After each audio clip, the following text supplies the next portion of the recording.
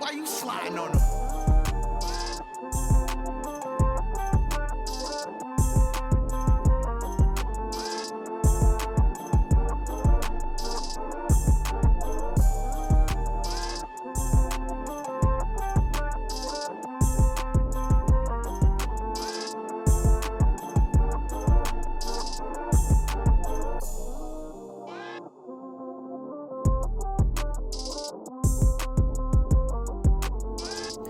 When it comes to whether or not you decide to be in a non-monogamous relationship or poly or a swinger or any type of variation of a non-monogamous relationship, this is a chart that you need to see, and this is a chart that you need to kind of compare and contrast. And one way to go about doing that is to place yourself within different scenarios within the types of relationship dynamics you can be in. And through putting yourself in different scenarios in your mind, really put yourself in the place of imagining these situations and circumstances occurring, and that will let you know where you are, right? Now, what this chart is the sexual jealousy chart, right? The sexual jealousy range, right? And the range goes from thoughts of violence all the way up to cuckoldry, right? Cuckold and cuck queen, right? See, what it is about how sexually territorial and how sexually jealous you are, right? Now, sexual jealousy is just as natural as the desire to be non-monogamous, right? Because if you were to ask me what's natural, I would say that there is no style of relationships that is 100% natural when it comes to monogamy versus non-monogamy. I would say that the most natural style of dating and relationships is sexual duplicity, and to be in a relationship where you have a nesting partner, at least for the first few years of raising children, and then that pretty much burns out, and pretty much during that time you'll be sleeping with other people. You know, there's something called the dual mating strategy, right? That a lot of women naturally kind of lean towards if they're unable to integrate into a full relationship with a person who they're both sexually attracted to, satisfied by, respect, and also have an emotional connection and have their resources enmeshed with one another as far as being integrated, right? So when I look at things from this particular perspective, you also have to understand that most men are not going to be comfortable being in that cuckold or the dual mating position from a logical and understood place, from a place of them accepting and embracing it in a way that brings them pleasure or desire. So when people talk about what's the natural type of dating and relationships, I don't think any type of dating and relationships is 100% natural, right? Because there's different things that can occur along the way. So when I'm utilizing this sexual jealousy chart, my personal take on it is that you should know what type of relationship that you want to have, right? And some people are going to be more so in between. Like, I'm more so ambiamorous, meaning that there are certain caveats and certain circumstances in which I would be cool with spending time and getting to know a woman, and even maybe building something with a woman who is actively sleeping with other people, right? But that's not my primary mode or something that I would lean towards. There would have to be certain exceptions that would be made within our dynamic that make it worth it, right? But the main question that you need to ask yourself as a man is, if your woman comes home and tells you that she had the best sex of her life, the best dick of her life, she never came like that before, right? Never. And you've been fucking her for years, right? How will you feel? Now, there's different factors that play a part in this, and those caveats are the different things that affect where you are on this chart and where you are in this range, right? So for some people, it may be the dishonesty. Like if she didn't tell you and then you find out later, and then that would be visceral pain or disgust, or it would be a feeling of inadequacy or insecurity, or you would shut down emotionally. Now, I'm gonna keep it a buck. So, some guys, they act like they don't care at all, but they would shut down emotionally, right? You have to be honest that even if you would continue to deal with the woman, but you would shut down emotionally and no longer want to connect with that woman on an emotional level, if this particular thing occurred, then you're not as indifferent as you think you are, right? You're not as neutral as you think you are. You just may have the emotional discipline to be able to bypass it. But I'm talking about being able to process those emotions. Now, another thing to think about is this. Sexual jealousy does serve a purpose, right? Sexual jealousy can serve a purpose in that jealousy and slight quote-unquote insecurity can be a motivating factor if you're getting complacent, especially if you're in a monogamous relationship. Now, what does that mean? The person doesn't have to break that agreement of monogamy in order for you to step your game up. This is for someone who is on the competitive level, right? If you're competitive with your sexual ego, your dominant sexual ego, then something that can occur is that this can improve your ability to step into your game, right? Pre-selection works off of, at the least competition, right? At the least competition is where pre-selection is set off, right? That's like if you're dealing with a woman and you have open conversations about the fact that you deal with other women, and then you're telling her stories of things other women have done for you or other things that you like. Then if she really likes you, oftentimes she may get a little bit competitive, and when she gets a little competitive, she will want to outdo the other women around you so that she can separate herself from the pack. Now, what I'll say is this. In order for you to truly be in a swinger or a non-monogamous relationship, you need to be at least on a level of indifferent to neutral, right? At least on a very high level of competitive, meaning that you're at the point to where the competitive is only a little playful, but it's not something that you're really taking to heart, right? Because there's lower levels of competitive that go towards the end of feeling feeling uncomfortable, right? They go towards the end of feeling visceral pain or disgust, right? But then there are also certain levels of competitive that are just more so you're a little playful. You want to, make sure she's having a good time, But I say that to be enmeshed with a woman that you love, right? In a long-term relationship, right? In a long-term dynamic where your finances are joined together, your social life is joined together, and all these different things are joined together. In my opinion, in that particular scenario, you need to be at least on a low level of compersion, right? If you are not on a level of compersion where the pleasure that she experiences and the good time that she has is something that you feel happy about, right? If it's not something that you feel happy about and you're happy for her and you just want her to have the best time possible with whatever sexual encounter she has, then you have to understand that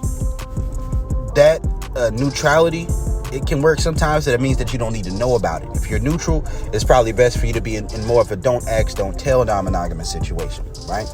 But unless you are leaning towards between compersion and cuckoldry, you don't need to be in the same room while she's fucking another guy at the same time, because that may give you a complex, right? It may give you a complex. If you're on a competitive level, see, something that can happen is this.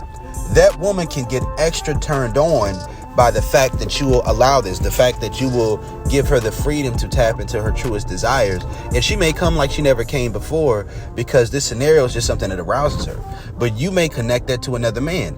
Now, you also have to understand what type of relationship that you have, right?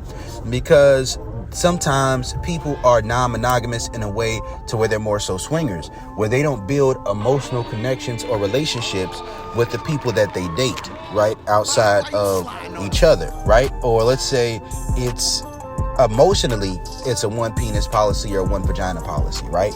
Because you can deal with people of the opposite sex, or your woman can, and maybe you're beyond that level of insecurity, or you're beyond that level of sexual jealousy. But at the end of the day, you don't want that woman to be emotionally connected to any of those guys. And oftentimes something that can play a part in it, not always, but sometimes what can play a part in that is simply a matter of if she is allowing other men to dominate her, right? It's not just about if she is having sex at all, because these are scenarios you got to think about, right? You can't undervalue and undermine your partner's value proposition, right? You can't do that. And there's reasons that you can't do it. You have to accept, embrace, and understand that there's a certain value that you add to your partner, and there's a value that your partner adds to you. And this isn't always a matter of, oh, you're just insecure, or you're this, you're that. A lot of what it's really about is taking a mindset and a perspective into relationships where you understand that part of the reason that a person is satisfied with you is not only because you do all of the things that they like, but it is also because you not only do all the things they like, but because they enjoy what you like to do for them. When they enjoy the things that you like to do for them and they appreciate it, right? When they appreciate the things that you like to do for them, it puts them into a mind state where they feel as if they are useful, they feel like they are necessary, they feel like they are appreciated, and it makes a person feel a lot more comfortable than to be in a one-sided scenario where you are doing everything for them, but they don't feel that there is anything that strokes their ego that they want to do for you. And that's part of where the ego and sexual jealousy comes in, right? Now, I remember seeing this video by Love Dorsey, and she was talking about monogamy and stuff like that, right? Where she was saying how a lot of women, they want monogamy, but they aren't ready and prepared to take what comes with monogamy. Meaning that if they don't understand that for the type of man that they want and the type of man that they want to be with, that if she really had to take the full responsibility of meeting this man's sex drive and of being compatible to him, meaning the quality, quantity, intensity, variety, and all these different aspects of sexuality, not even including wanting him not to talk to other women and taking up the space for that, being able to mentally stimulate that man, right, as well as cook and clean and do all those other things that the type of man that she wants in order for him to feel comfortable with monogamy. She's not willing to do it. She only wants it for her ego. Now, this is where a lot of this chart and a lot of this list comes about, right? Because the truth is this: if you are unable to meet the needs of an individual, yet you still desire monogamy, then that's pretty selfish, right? If you aren't actively working towards that point, or if you aren't allowing some type of exception, something that's going on, you don't have some type of conversation with them to check in and make sure that their needs are met when you're dealing with them.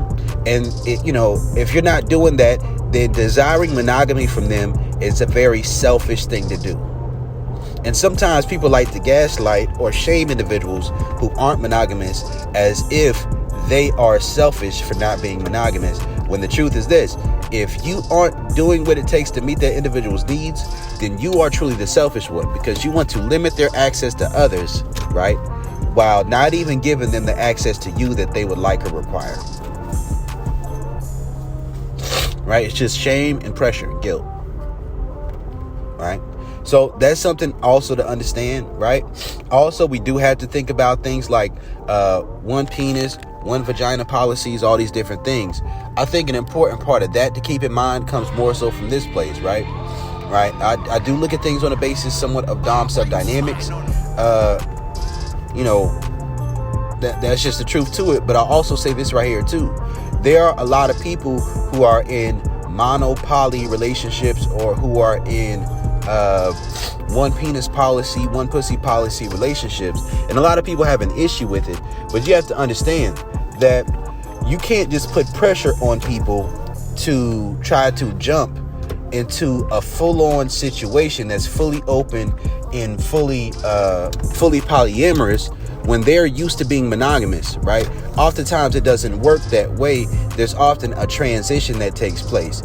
And how does that transition take place? Oftentimes, let's say it's a couple who's already together. They decided that they wanted to be nesting partners, right? Now, when you're monogamous, most of the time, there's a certain ego boost that you get out of feeling that you meet your partner's needs. At least the specific needs that you take care of.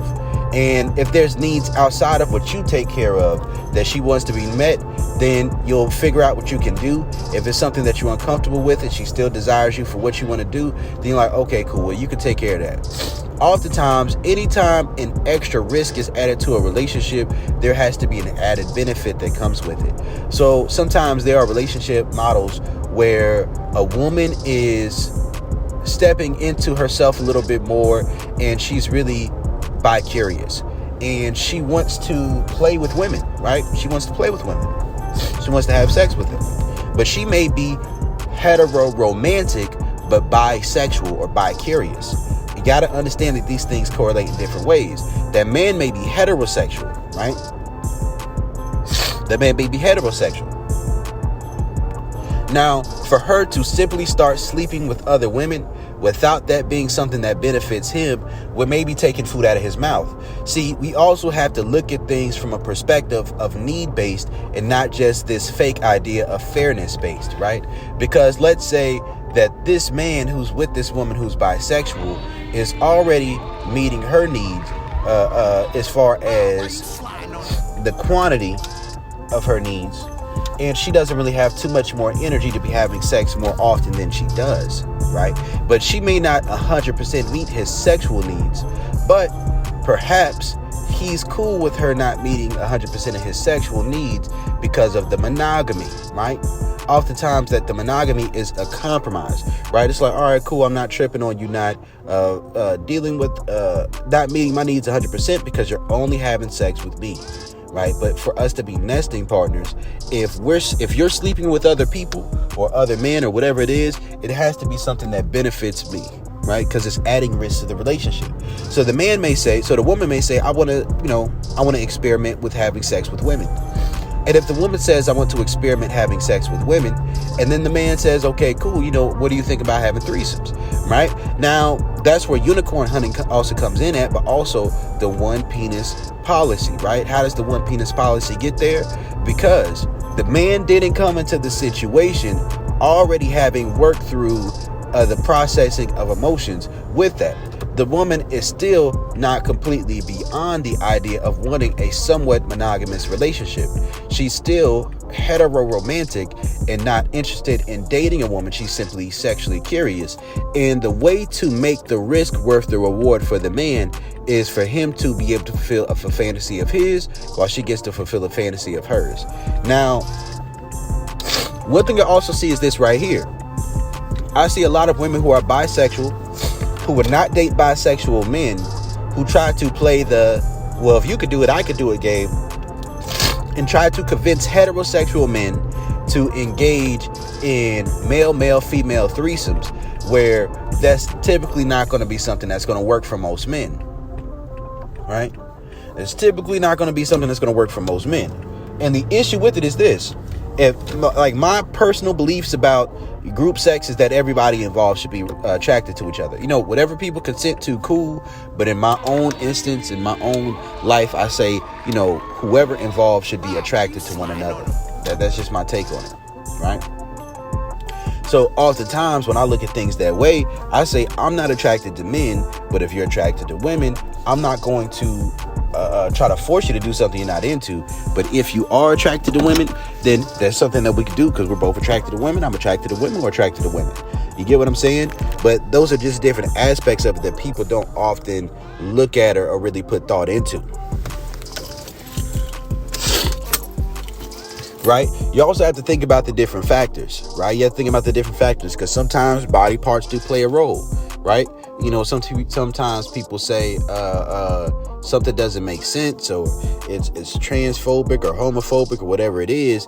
If somebody has one penis policy, see, I don't even have an issue with somebody having a one vagina policy, right? Like, let's say a man is hetero-romantic. Let's say a man is hetero-romantic, but he's bi-curious, right? And in his bi-curiosity, and he decides and his woman decide that they want to have a threesome with another man because he wants to explore his homosexuality, and she is fine, she likes men and he's attracted to men, so they both just deal with outside men. But at the end of the day, they are still the nesting partners. They are still the primary relationship. And she may feel like for him to be a man who's romantically attracted to women, to be dealing with women may be him simply attempting to monkey branch consciously or subconsciously. So that may make her feel uncomfortable. So they may be unwilling to engage in that type of behavior, that type of instance. But she may say, well, I'm attracted to men. I like watching gay porn. This is a man who realizes he's bi-curious. There's some different things she may want to try, different fantasies she may want to fulfill. So in order to sweeten the pot of the added risk of that man dealing with other men, they just open it up to male, female threesomes, or they open it up to a one vagina policy, right? I think that understanding these concepts are very important to understand when it comes to the nuances and transitional spaces of relationships, right? Another thing is this right here.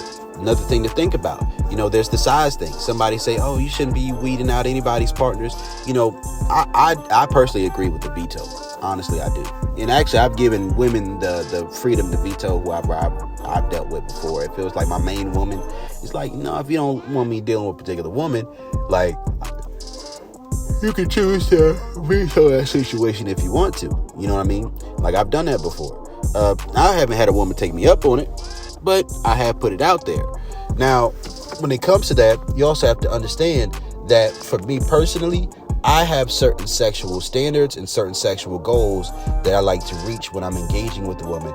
If I'm going to be emotionally invested, if I'm going to be financially invested, if we're going to be in a relationship, and at all, and especially if we're going to be in a relationship where we are engaging with other people sexually.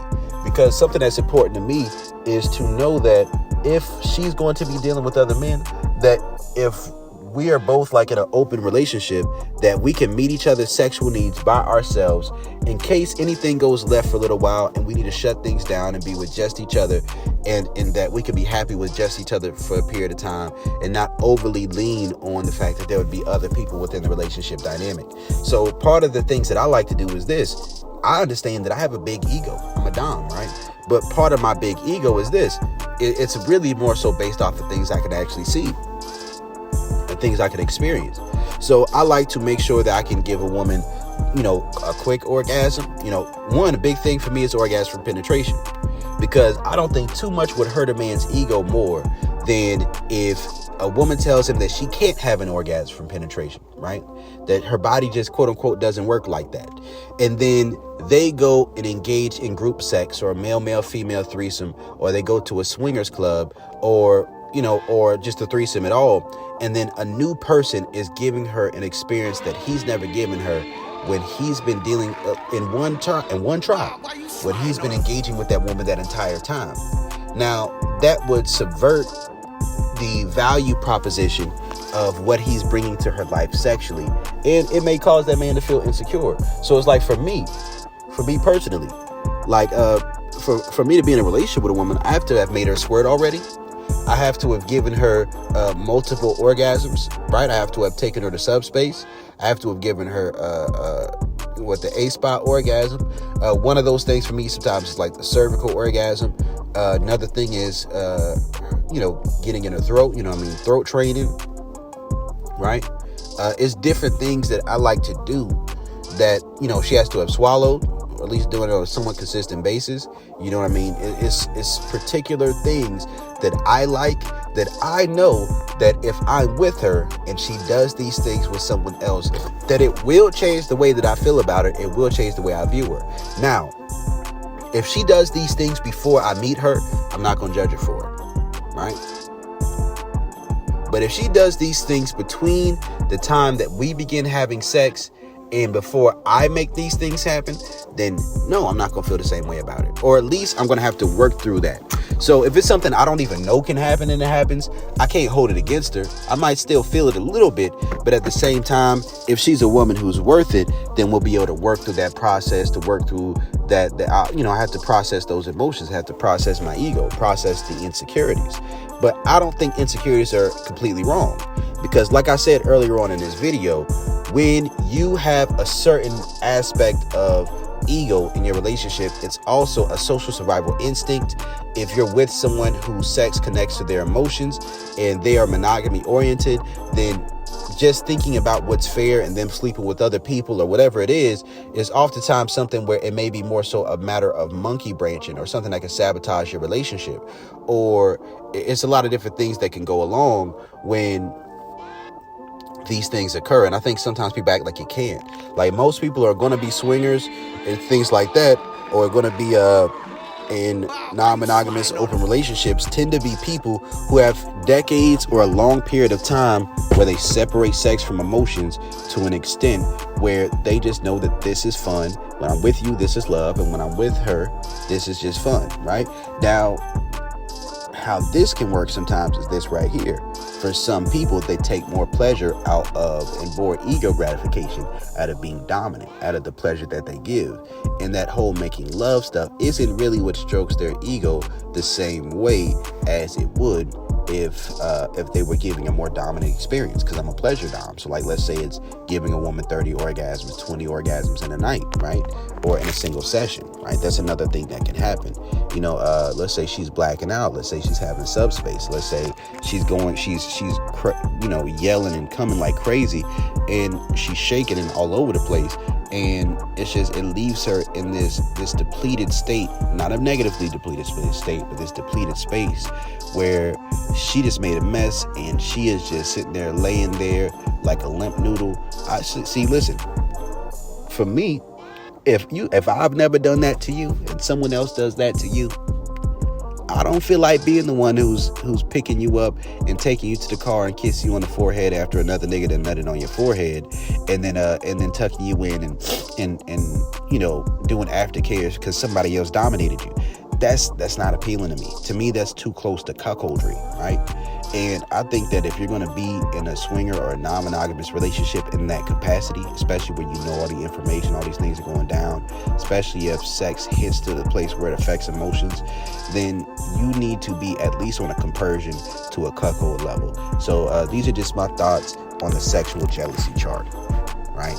And this is different from how you feel about sleeping with other people. It's how you would feel about if your partner came to you and said they had the best sex of their life. So this is Coach Brodie. I'm out. And you also have to factor in how deep you are into the relationship, right? How enmeshed you are, what the genders are of the people involved, what things you have or haven't done to them as far as sexually, what experiences you've given them, involuntary versus facilitated orgasms. You also have to think about how well you know the individual. Is it better if they don't know the other person or if they do know the other person, right? You have to think about these things, and communication is important when it comes to this. But I think compatibility in some of these instances will take you a little bit further than just communicating your emotions, because sometimes somebody can communicate something to you that hurts, but then you don't know how to get beyond that point. So I say, communication is definitely important. This is Coach Brodie on the scale of sexual jealousy.